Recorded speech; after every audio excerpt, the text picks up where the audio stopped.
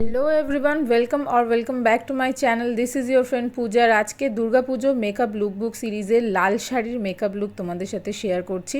লাল শাড়ি খুবই লাউড হয়, তোমরা জানো। যারা যারা আমার মতন সিম্পল মেকআপ পছন্দ করো, কি করে লাল শাড়ির সাথে সিম্পল মেকআপ করবে চলো দেখিয়ে দিই।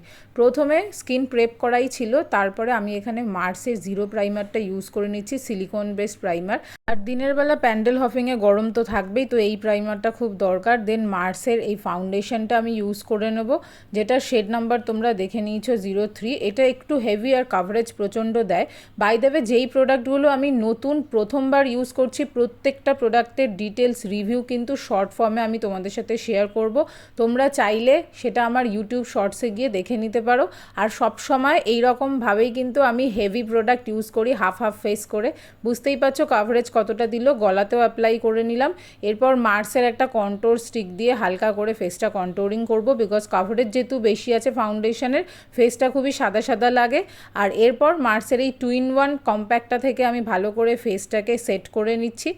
এরপর আমি মার্সেরই 10 কালার আইশ্যাডো প্যালেট ইউজ করব, যেখান থেকে একটা লাইট ব্রাউন শেড নিয়ে ফেসটাকে ভালো করে ব্রঞ্জিং করে নেব, বিকজ তোমরা বুঝতেই পারছো এটা কীরকম এফেক্ট দেবে, পুরো সাদা রাখবে না।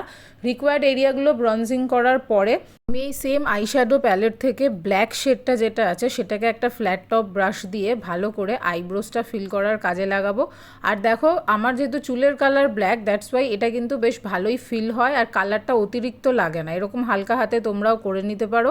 এরপর সেম প্যালেট থেকে আমি একটা লাইট ব্রাউন শেড নিয়ে আমার আইলিডে ভালো করে অ্যাপ্লাই করে নিচ্ছি। তারপর কাপস অ্যান্ড ল্যাশেসের এই ব্লাশটা ইউজ করব, যেটা তোমরা বুঝতেই পারছো বিল্ড আপ করে নিতে হয়, কারণ এরা কালার পে অফ খুব বেশি না। তবে ব্লাশ হিসাবে কিন্তু এই বিষয়টা ভালোই, যার জন্য আমার ভালো লাগে। এরপর মার্সের একটা আইলাইনার কাম কাজেল আমি ইউজ করছি। আর ওই আগেই বললাম, নতুন প্রোডাক্ট যেগুলো রয়েছে এগুলোর রিভিউ কিন্তু পরে আমি ভালো করে শেয়ার করে দেবো। এই প্রোডাক্টটা আমার খুব ভালো লেগেছে।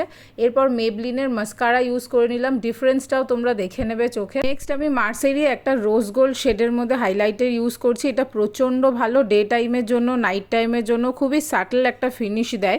তারপর ব্লু হেভেনের এই মেকআপ ফিক্সিং স্প্রেটা ফুল ফেসে অ্যাপ্লাই করলাম। তোমরা জানো যে পাউডারি বেশি হয়ে গেলে এটাকে ব্যালেন্স করতে হেল্প করে। নেক্সট মার্সের লিপ লাইনার ইউজ করে নিলাম ইন দ্য শেড 07। তারপর মিয়নের লিপ সোয়েটটা ইউজ করলাম। এখানে ফুটেজটা একটু কেটে গেছিলো, তাই তোমাদের সাথে পরে আবার শেয়ার করে দিলাম। এটা শেড নাম্বার হলো 01। ফাইনালি টিপ পরে লুকটাকে আমি ফিনিশ করলাম আর শেষে জুয়েলারি অ্যাড করে নিয়েছি। এই ইয়াররিংসগুলো তোমরা মিশোতে পেয়ে যাবে বা ফেসবুক সেলারের থেকেও পেয়ে যাবে। আমার তো প্রচণ্ড ভালো লেগেছে।